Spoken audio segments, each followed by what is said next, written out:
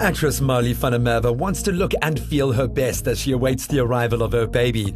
As a former dancer, Marley enjoys being active and has asked Dr. Etty Barsky from Preggy Bellies for some guidance on fitness and exercise during pregnancy. For me as an active person, I always want to work my core, but I'm concerned that in a way I'm going to hurt my baby or myself.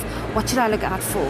First of all, when you're training, it's really important that you have a cardio component of your exercise program as well as a strength training component. With regards to cardio, anything you want to do is fine. In pregnancy, heart rate isn't an accurate indicator of exercise intensity. And the reason for that is a few things. First of all, everyone has a different level of fitness. The younger you are, the higher your heart rate is.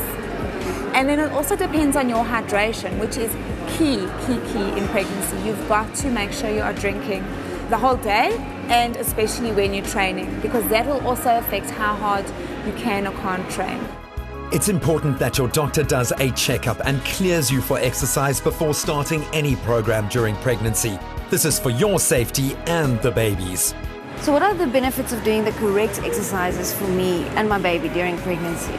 For you, in terms of your endurance and your stamina during labor, it affects that. By doing a cardio component in your training, you also improve your cardiovascular reserve. So what that means is your body knows that you're going to lose blood during labor. It's a natural phenomenon. And by training and by exercising and putting your body under that stress, you are teaching your body how to hold back, how to have that reserve should things go a little bit wrong. Women who exercise during pregnancy need less intervention during the birth process, recover quicker, and return to their pre-pregnancy weight much faster. We're going to start off with abdominal exercises, starting off with a pelvic tilt. So sitting forward on your ball, making sure that your calf is a hand's breadth away from the ball, your knees in line with your ankles, sitting nice and tall. You're going to push your bum out, and then you're going to zip up. You'll slowly feel your belly coming into spine and bring it all in. And relax. Now, remember we spoke about the correct breathing and the bearing down. At no point you should be bearing down. So you're going to breathe in as you push your bum out and don't move the knees. And right, let's take it up a level. When starting a new exercise program, start slow and build up your fitness level. Also get professional advice and teaching from a qualified instructor for best results. Okay, we're going to progress that now into a sit-up. So tilting yourself, okay, you're going to go down and up. Now you should really feel it in your abs. Don't forget to release it. So you're going to tilt and then down and then up and release. If you do it without tilting your pelvis, you can hurt your back. As a variation, twist to the side to work the oblique muscles, which is safe to do during pregnancy. And remember to tilt the pelvis to protect your lower back from possible injury.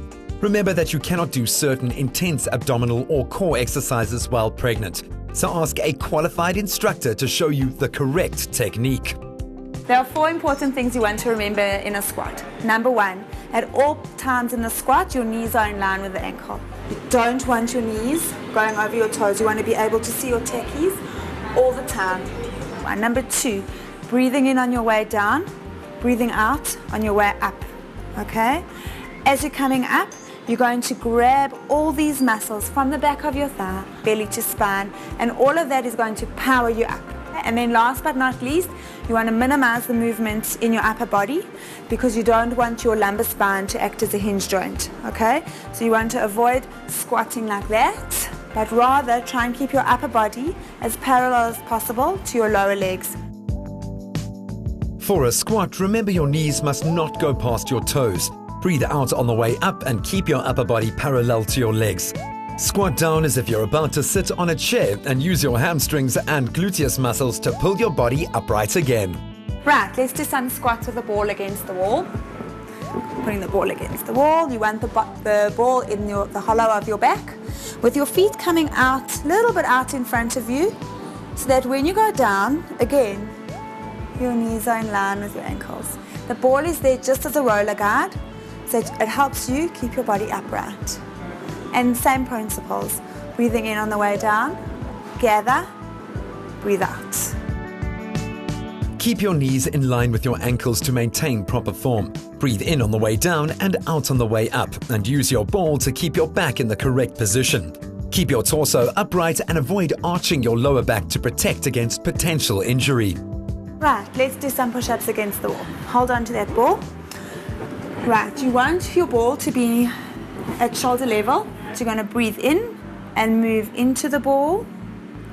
And as you breathe out, you're going to gather yourself, belly to spine, and then from under your chest, you're going to push yourself up. The important thing is not to lead with your belly. So don't put your belly forward and then fall in. You want to keep zipped and breathe in and down and up. For these push-up exercises, remember not to lead with your belly. Push from the chest and shoulders to tone the arms for holding the baby. For each of these exercises, do between 8 and 10 repetitions per set. And stop if you feel any discomfort or dizziness. Exercise safely and enjoy the benefits.